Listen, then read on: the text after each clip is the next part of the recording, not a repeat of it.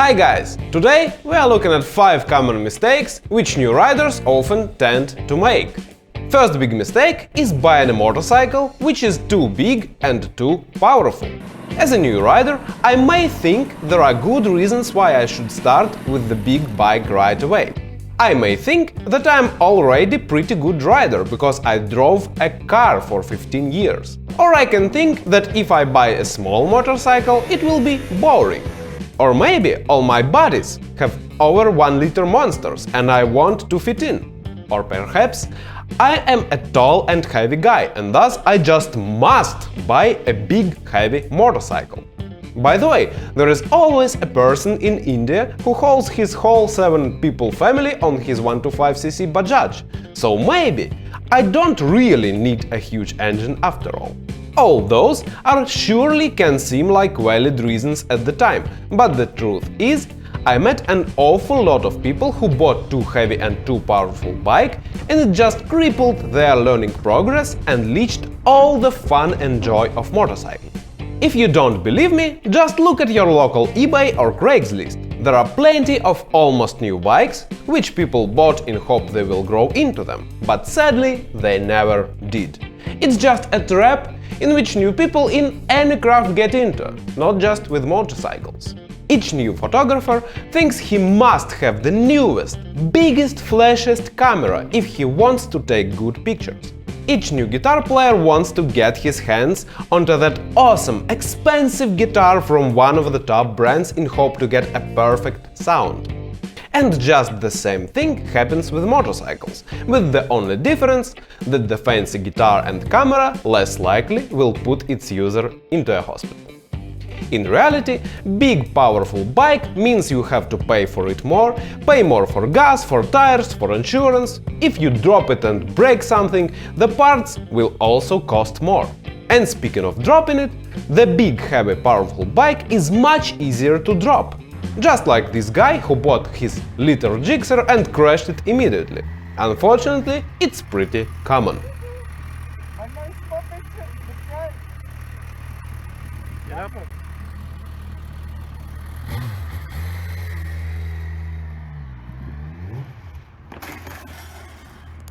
Can you start on a big bike? Sure, you can technically, but it will be a much steeper learning curve. Learning to ride on a liter bike is like learning to swim in the open sea in a stormy weather. It can be done, but it doesn't make much sense. Don't fall into this trap. Choose something lighter and smaller. I, for example, have a whole video about 16 beginner-friendly motorcycles.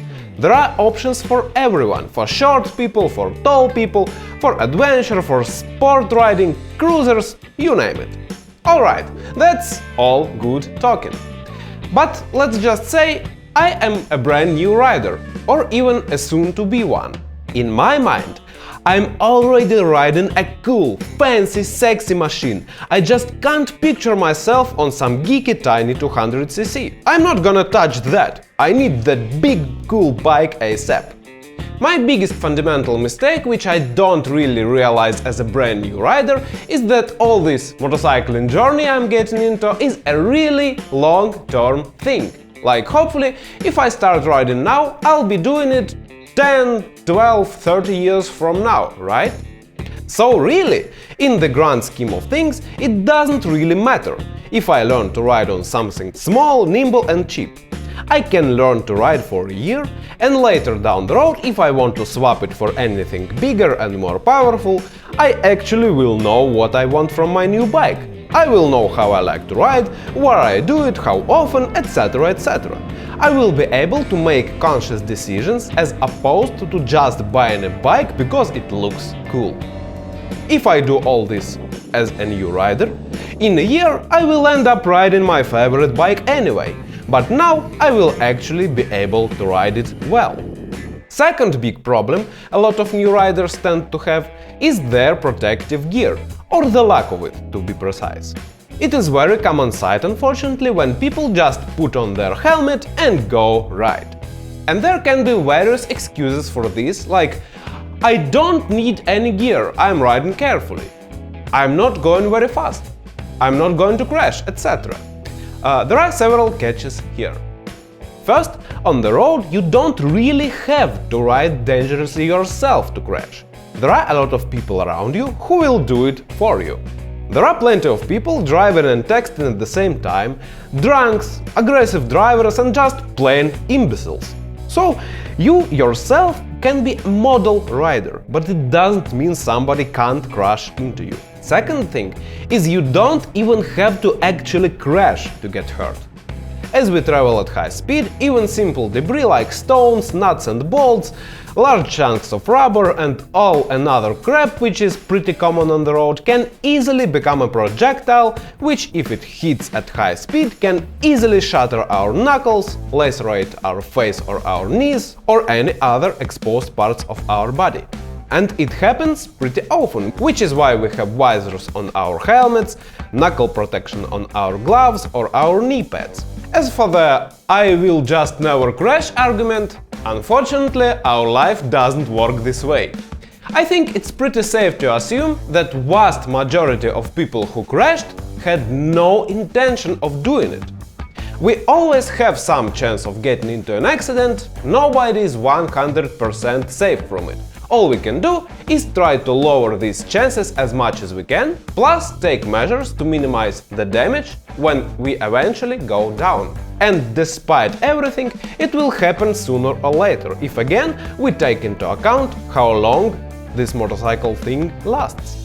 Even if the chances of crashing are very low for any individual ride, if let's say we ride every day for 25 years, all those tiny chances stack up higher and higher, so eventually we end up with pretty high chance of crashing at least once. And we can't really predict at which point it will happen. Will it be on 2nd year, or on 15th, or 24th? There is no way to tell. That's why it's important to wear full gear: helmet, back protector, shoulders, elbows, knees, hips, boots and gloves. All this stuff ideally should be used at all times on the bike. And what usually happens in real life is people go down, screw up their knee or ankle, and only then go and buy knee pads or good motorcycle boots. Another thing which a lot of new riders have is the lack of training. Quite a lot of new riders go through their basic course, get a license and think that's it. They are totally ready for the road. And whatever they lack in training, they can figure out later by just riding around. However, there are a couple of issues with this approach. First of all, if we are talking about normal riding on public roads, by just riding around, we certainly will learn to ride better, but to what extent? Normally, on roads, we don't really pushing the boundaries of our abilities. We don't really usually brake as fast as we can or corner at 100%, right? If we don't do it, how can we learn it? And we need to learn it, because there sure will be situations when we want to brake as fast as we only can, or swerve around the car. That's the first problem. Second one is, as a new rider, even if I'm supposed to learn just from riding around eventually, what am I supposed to do while I'm learning? Should I just ride dangerously with no clue? I don't know. I would much rather learn to ride well as quick as I could, so I spend little time on the road not knowing how to ride well. And also, I would like to be as confident with controls of my bike as I can, because I don't want to spend all my attention on things like how much throttle should I open or how much brake should I apply to be able to not hit the ground. I would much rather spend more attention on the road itself. Which car goes where? Are there any pedestrians in front of me? What is in my mirrors? Stuff like that. The actual process of riding ideally should be more like on the background of our mind when we ride on the road. It shouldn't take too much of our brain RAM, so to speak. That's precisely why advanced riding courses exist. They force us to ride in a way we can't usually on a street, and to try the limits of our bike in a safe way. For example, With my King of the Road course, you will be able to learn how far you can lean, how fast you can brake on a straight line in a turn, how can you swerve around the car really fast. All this stuff can't really be learned just by riding around the town. And knowing your limits not only gives you more chances to get out of a sticky situation on the road, but also allows you to judge your speed and your line much better, allowing you to avoid these situations in the first place. Next thing which a new rider can suffer from is the lack of situational awareness on the road. To a degree, it can be a consequence of the previous problem. If I struggle to actually ride my bike, of course I will not be able to pay attention to things around me. I will be too busy trying to stay upright and not ride my bike into a lamppost. But that's only the part of the problem. The other part is that brand new rider often simply doesn't know what exactly can happen on the road. He may not know about blind spots in cars or trucks, for example. Or that if he rides along the row of parked cars, one of them can open the door suddenly, or a dog can run into the road. Or he may not know the fact that on intersections cars often don't see the bike and tend to turn right in front of it.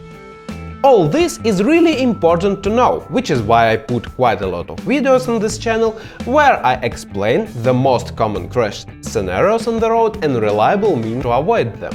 This road awareness, in fact, may develop by itself over time, but the key word here – over time. Probably after our beginner rider experiences a few accidents firsthand. It's much better to learn this stuff from mistakes of other people. And one more thing beginners often like to do is to neglect maintenance on their bike. And I don't talk about washing and polishing it. I mainly mean three critical areas: brakes, chain, and wheels and tires. Especially tires. You wouldn't believe how often people roll into my class. We check the tire pressure and it's way below nominal. Our tires make our bike turn, brake and accelerate. If they are worn out or have wrong pressure on them, our bike will handle poorly. Same goes for the wheels. If they are egg-shaped and have loose spokes, the bike will be all over the place no matter how good of a rider sits on top of it. Brakes also should always be in tip-top shape. We have to make sure there is enough brake pad material, our discs are not worn out or warped, our brake lines are not compromised in any way, and our brake lever works smoothly, doesn't stick anywhere and constantly develops the same braking pressure when it's applied. And even the beginner rider should also to be able to service the chain on his bike. Keeping it clean and lubed is quite important for its longevity, but what probably is even more important is keeping the right tension. If the chain is too tight, it will just wear out very quickly. Make it too sloppy, and it will whip like crazy and make the power transfer from the engine to rear wheel much worse. All this basic maintenance stuff, protective gear and basic exercises to boost your confidence on the bike I cover in a great detail in my beginner rider program, which is available on my website. If you are a new rider or you want to become one soon, definitely check this course out.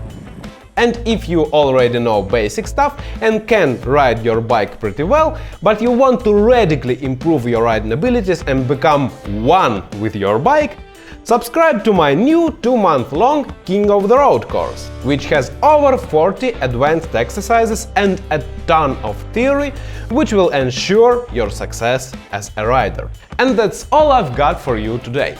Ride safe and have a wonderful day. Bye!